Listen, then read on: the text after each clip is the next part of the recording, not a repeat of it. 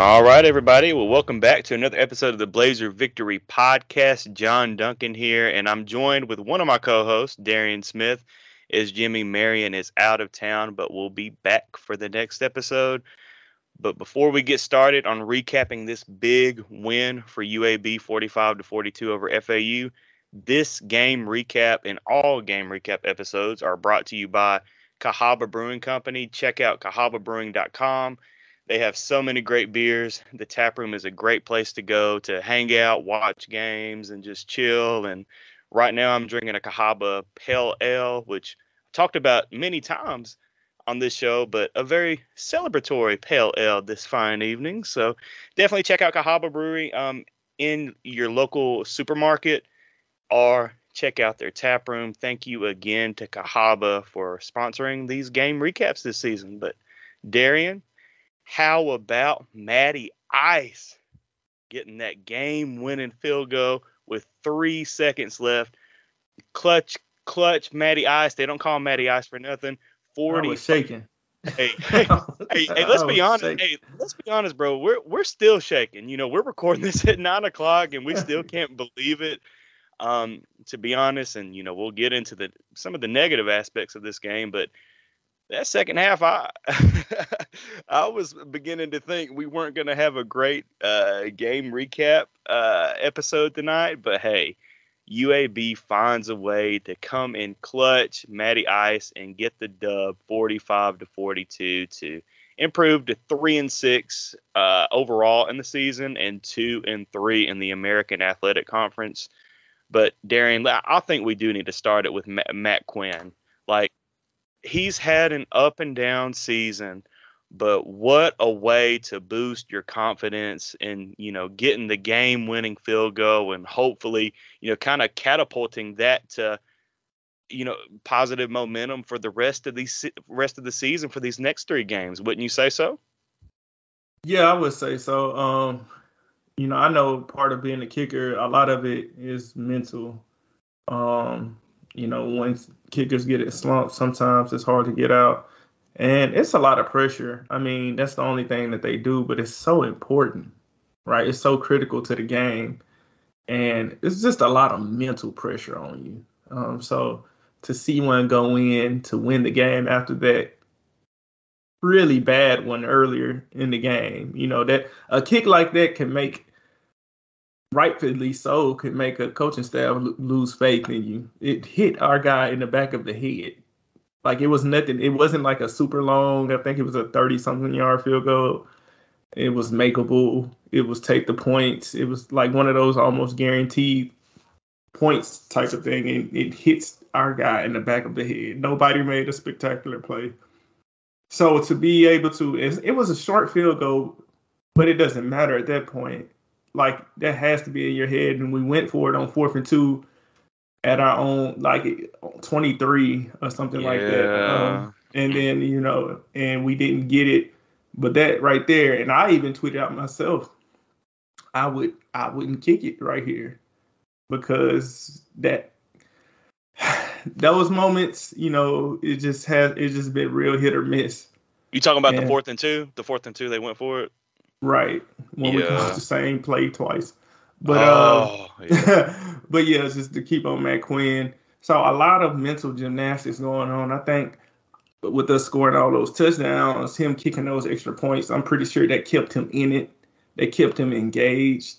So he made all of his extra points, and for him to, in that moment, to be able to come up clutch in that moment, that's big for him. And hopefully we can ride that momentum for Matt Quinn and his confidence. So next game, we got a 37-yarder. Hopefully he's keep that same ice in his veins and he can nail it.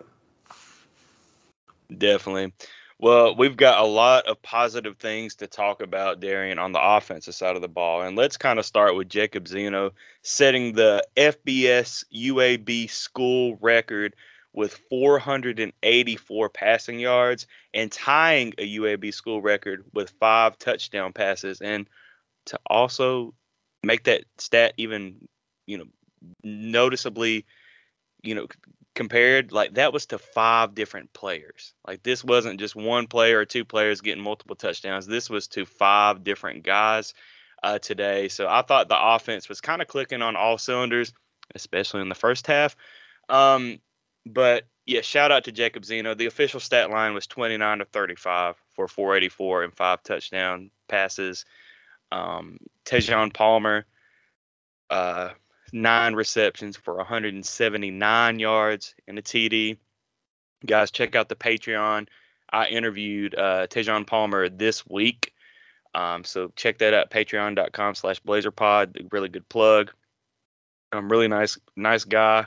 Glad to see him. Because, he talked about in the interview, Darian, that he was still kind of thinking about the FAU game last year because folks didn't realize that pass at the end of the game last year that was so close to being caught for a game-winning touchdown, that was to Tejon Palmer. And it just barely, was out of reach for him. So he kind of, remembered that heading into this game. At least, he said that on the interview. So kudos to Tejon Palmer having a heck of a day. I know we're going to talk about that receiver on the other side for the FAU Owls a little bit later. But one more guy that I really want to talk about real quick was Skull. 69 yards on 22 carries, not awesome, but still good. But you got to look at his all-purpose yardage, including reception yards, a career high in all-purpose yardage for Skull, 210 yards. So we've got to start talking about those 3 guys, or we can go anywhere else you want to go, Darian. But just being at the game, like those guys, you could tell were on fire, especially in the first half. And I know there were some slumps on the offensive side of the ball in the second half, but, for majority of the game, I thought especially in the first half, the offense was clicking on all cylinders. Yeah, it was a roller coaster. The first half was awesome. Those guys were clicking. It was a lot of explosive plays. And then even drives, we were able to grind it out, get multiple first downs, and then hit them with something big. The first half was really good, especially on offensive line. We were able to give Zeno time to make those throws. And we talked about it, how Evan Neal was the main guy on the defense. He's a really good player, and we did a really good job against him for the most part. So I want to shout out the offensive line. I feel like they showed a lot of improvement, and they allowed our weapons to be weapons, and we saw what kind of weapons we can have. You can stop Skull on one way, but Skull is very dynamic. I think Skull is an NFL player, honestly. I do, because his versatility and his decisiveness when he runs the ball. He's making cuts. He literally just runs where he doesn't see anybody. Like his cutbacks, I think he's just like, oh, I don't see. I remember talking to my running back in high school. He's like, I just run. You set up blocks and stuff, but after a while, it just, you see the flash of jerseys. I'm just going to where I don't see anybody. And it was one cutback run. He cut it back, and he does that.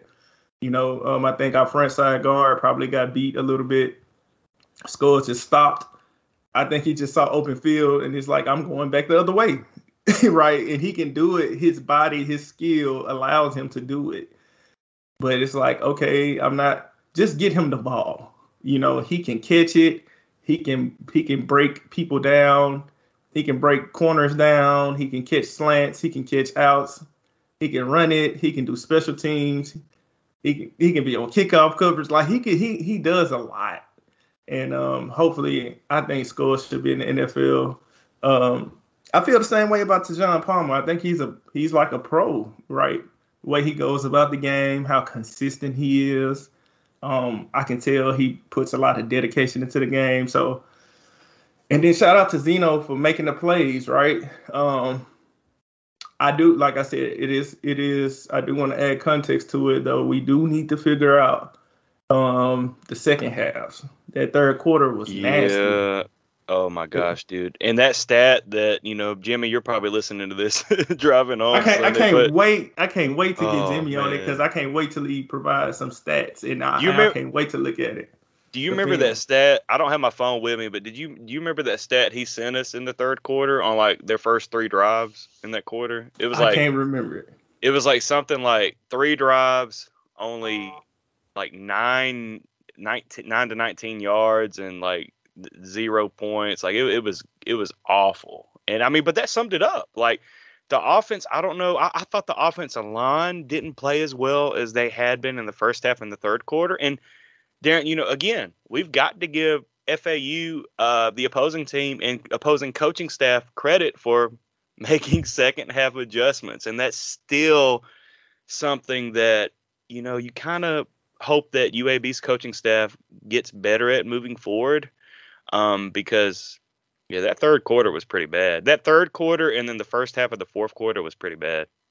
Yeah, I don't think anybody really played well on offense. For example, that interception that Zeno threw, he had two other guys open on that play, and Yeah. he just was gun shy on that one, like, And honestly, and the guy he threw it to was open for a minute. He just put too much air into that. But I mean, I don't want to take anything away from Zeno. Like he still had a hell of a game, and that was one bad throw that he wish he had back.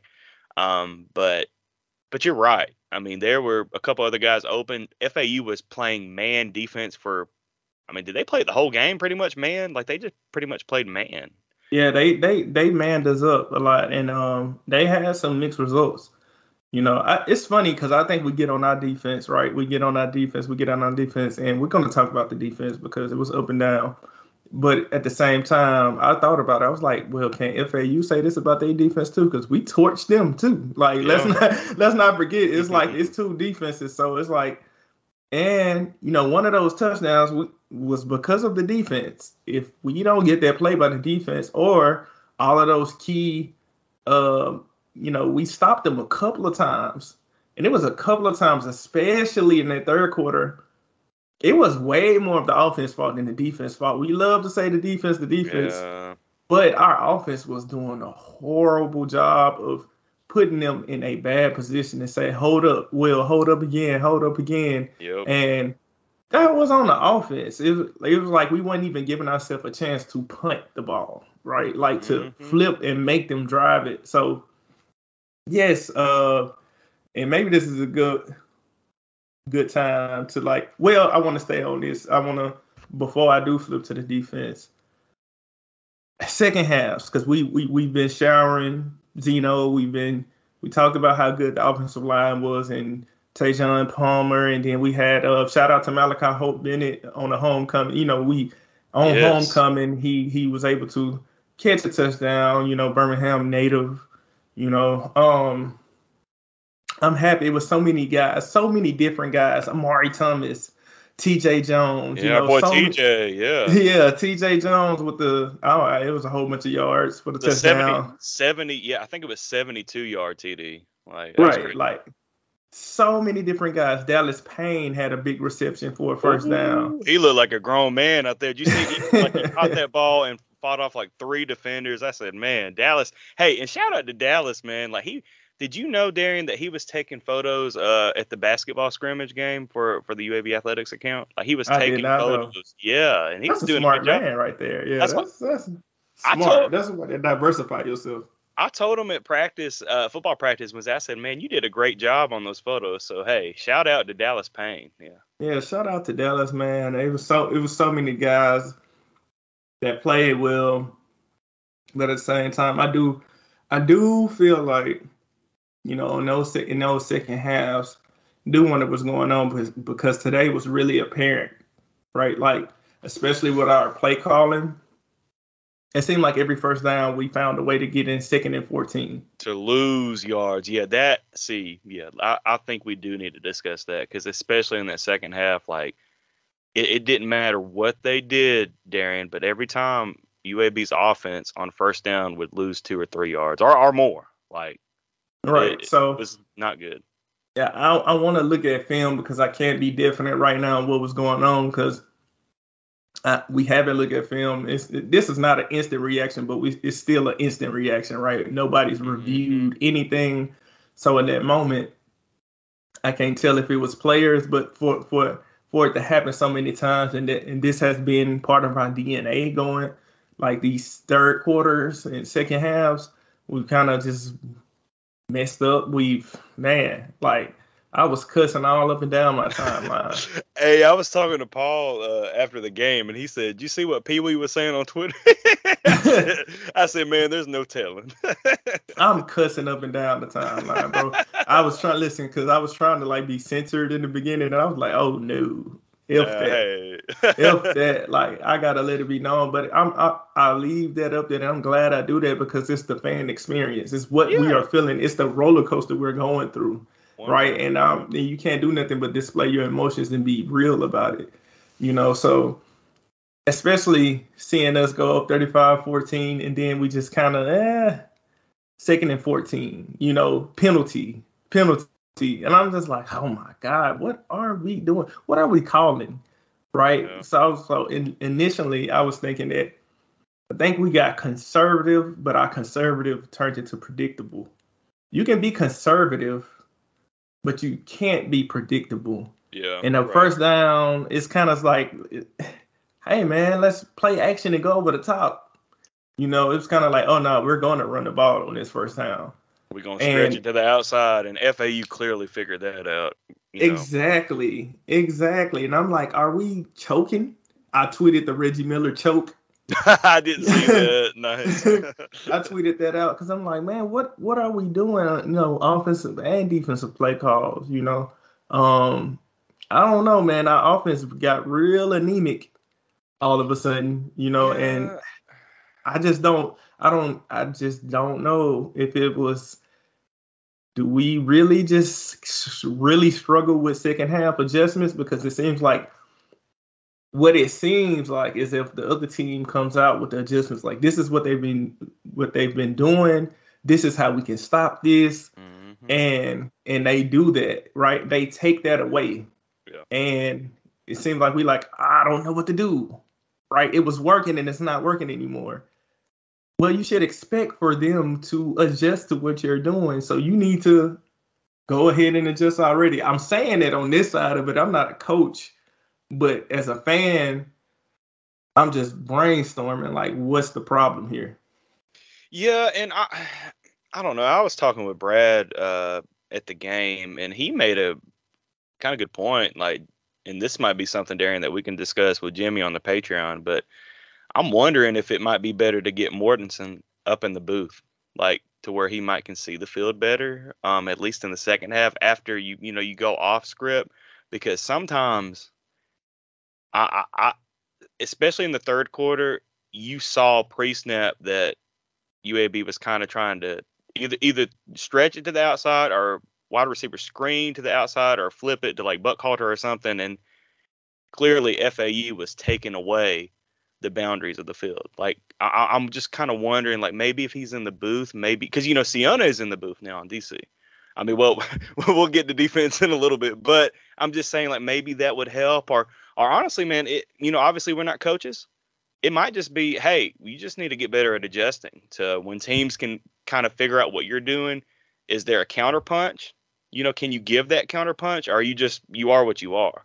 But I do want to give credit to this offense because I do think that they found their way second half of the fourth quarter and just kind of turned it on again. Then I like that you bring up counterpunch.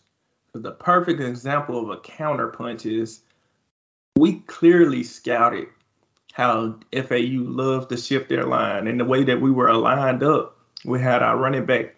We was on the right hash, I believe, and we had our running back to the right. So in the formation looked as if it was going to be trying to get the running back running to his own left. And it looked like the formation and the field would say, okay, we need to prepare. They shifted, the line shifted to the right to take away the zone left. And bam, we had the perfect counter play, and we had got TJ. He was already kind of lined up in the slot. He just boom, quick. We flip it to him. Our line block him up because they shifted, so it was easy to hook him.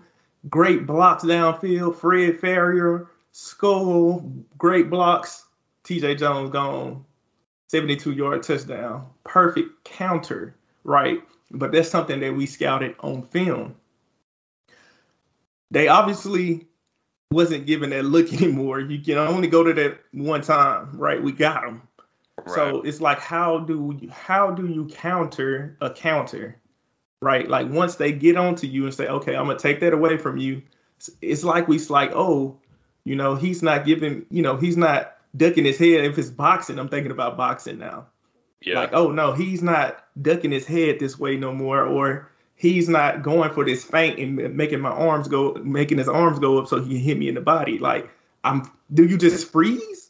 Like, do you just freeze all of a sudden? Say, I don't know what else to do because it's not working anymore. No, you gotta counter to counter, and I do think that's something that our offensive staff, I think that's Trent, Morton, the rest of the guys, they all have to get better at that. I do think that's a coaching thing. Yeah, I think so too. Well, let's go ahead and transition over to the defensive side of the ball, Darren. And I do want to start with a couple positives. How about Everett Rusall? 10 tackles, a career high as a freshman. 10 tackles in the game. He looked really good out there, really comfortable.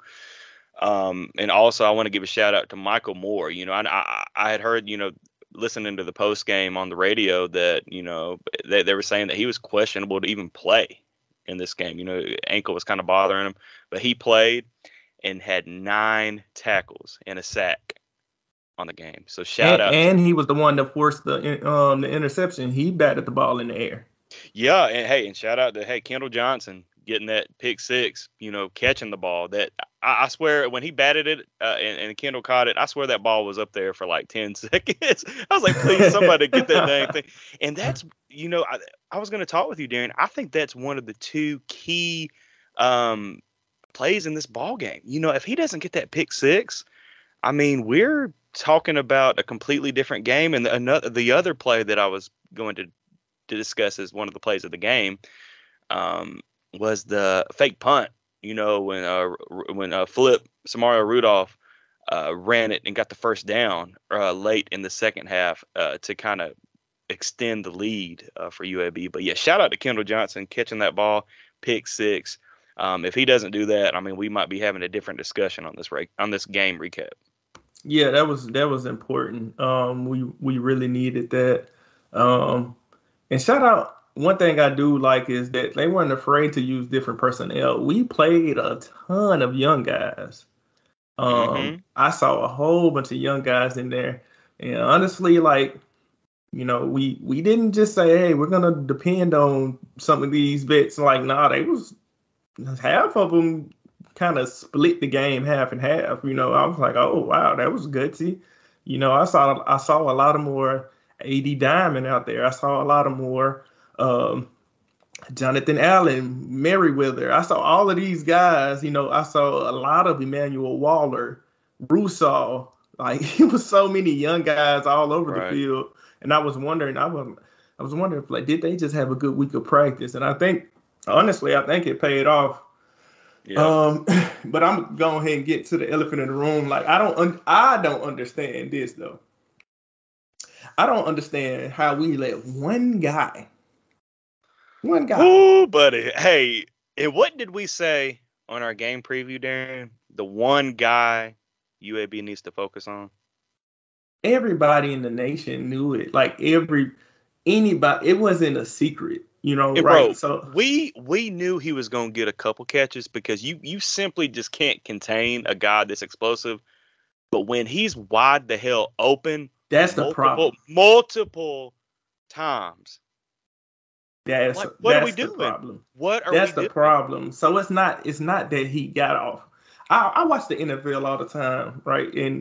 And sometimes you have a Devontae Adams or you have a Tyreek Hill, and they just beat two guys. It ain't that they aren't focused on them or keyed in on them. It's just that they are good enough to beat what you're trying to do to them. I take that. You tip your hat.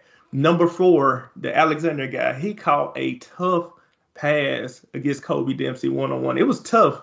Oh, was that the one he laid out on the ground for? He also had another one, almost like Sports Center esque catch that I think on like a third down or something. I was like, man, he was good. Yeah, I didn't BJ Alexander. Yeah. I didn't get mad. You don't get No. mad at that. You don't get mad at it. You say, damn, that's a good Hey, play. Like, tip your hat, like you said. Yeah. you tip your hat. But it was so many LeJontay Wester Dude. just wide open. That 76-yarder. Like how does that even happen? Half of those touchdowns. How does that? I swear, when he caught that short touchdown he caught, Oh yeah. I looked and I said, he's one-on-one out there. I think it was a safety on him. And I'm like, yo, he's one-on-one. They finna run some kind of rub play. I don't know if they're going in or out, but he's finna be wide open. Like anybody could see it. I'm sitting there looking at it, and that's exactly what happened. I'm just sitting here like, how is our game plan? And I think Trent said something in the post game. I think I haven't watched it all the way. Or did he say, people say you can just double him, but you can't do that because you Yeah, don't know where he's going to be at? yeah. I still need to watch it, but I shout out to Muck. I saw he tagged you in it on Twitter, and he said that, but I don't understand it, bro. Like you've got 2 weeks to plan, and everybody knew to watch for number one, LeJontay West, best player on that side of the ball for FAU, and I just don't Uh, understand it. Like wide open, bust in coverage. Like I don't give a dang. Like you got to just have one guy on him at all times. Like I don't know how he just got lost in the shuffle. And I know Tom Herman and that staff and Charlie Fry, they do good jobs. They do a great job in like scheming ways for him to get the ball. But there ain't nothing you can scheme to like get that wide open. Like there was Man, one time that multiple nobody times. nobody was 20 yards in him. Like John, from what was his stats, bro? Like in how many?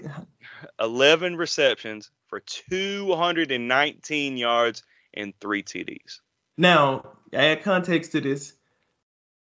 Daniel Richardson had 293 yards passing. Yeah, that dude was trash. I no disrespect No, to FAU I ain't fans saying he listening. trash. I'm saying this. I'm Man. saying this. He had 293 yards passing, 3 touchdowns.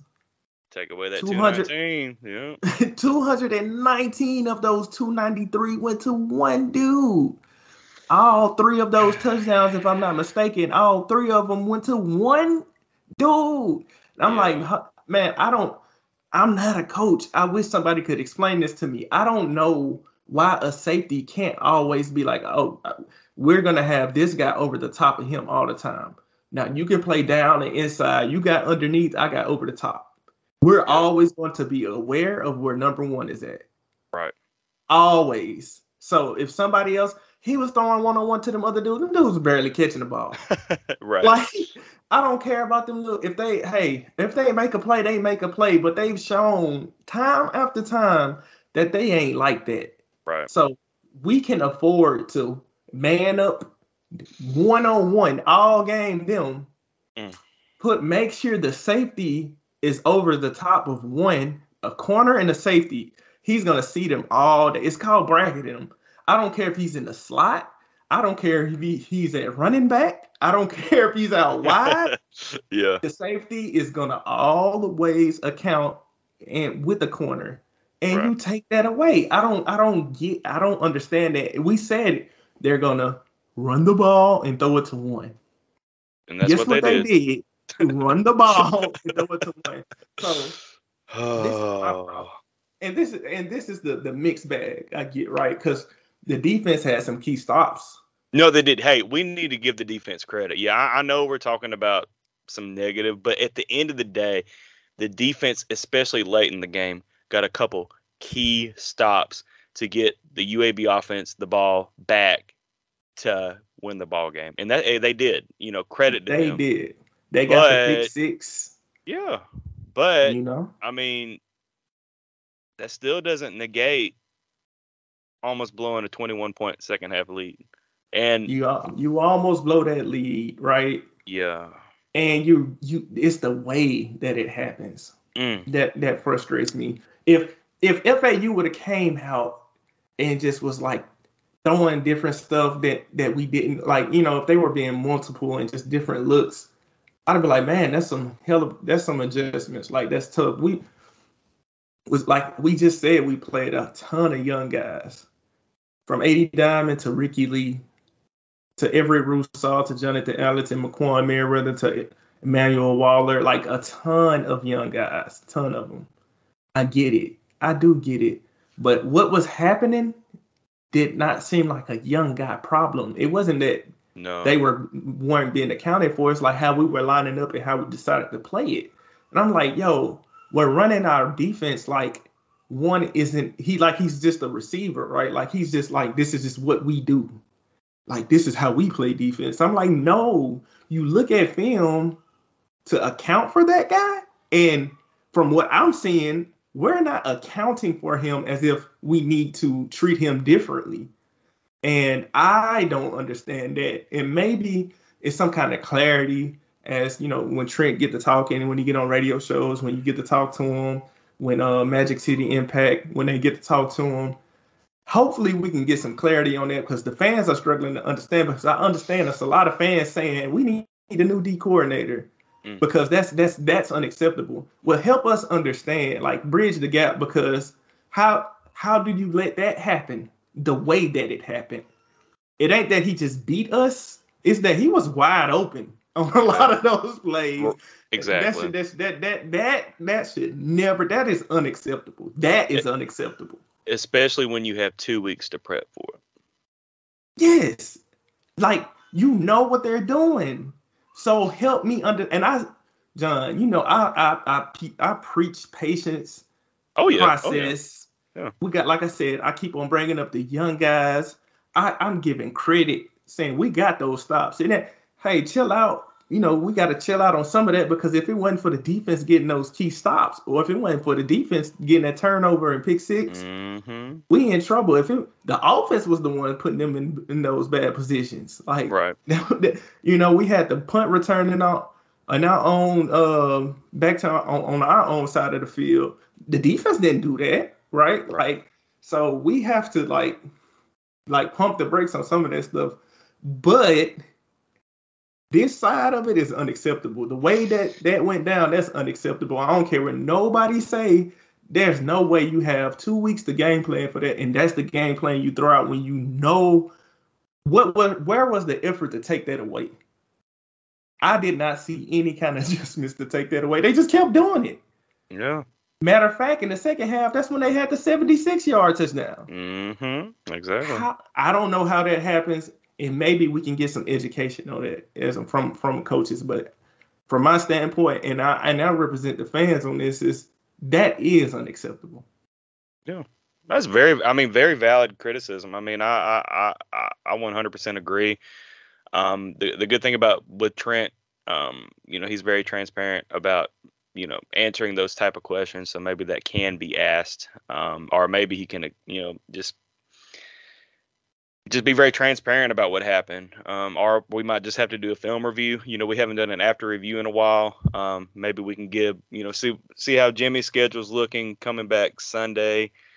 Maybe do a film review and see. Maybe there's something that FAU was doing well to get him that wide open. All we looking for is some education and some clarity. Yeah, that's fair.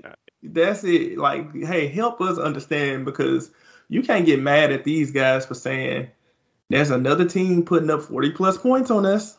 Yeah. There you go again. Like, what are we doing? They running the ball now because we look all discombobulated, and time after time we can't be saying, oh, you know, we gotta trust the process, and that's true to a degree. Yeah, but the way stuff was happening today, I just can't you can't really say that to this. I don't think that was a trust the process thing, but, you know, hopefully, you know, I know we can talk about it more on the Patreon once we get into it, because I'm going to have some questions. I'm going to have some tough questions, and we're going to have some answers, especially in these next 3 games. I think these next 3 games are important to see what our staff is going to be like, because we got to continue to grow, not just player-wise, but coaches-wise. So I'm looking forward to seeing them and see how they adjust and see how they grow, if they grow.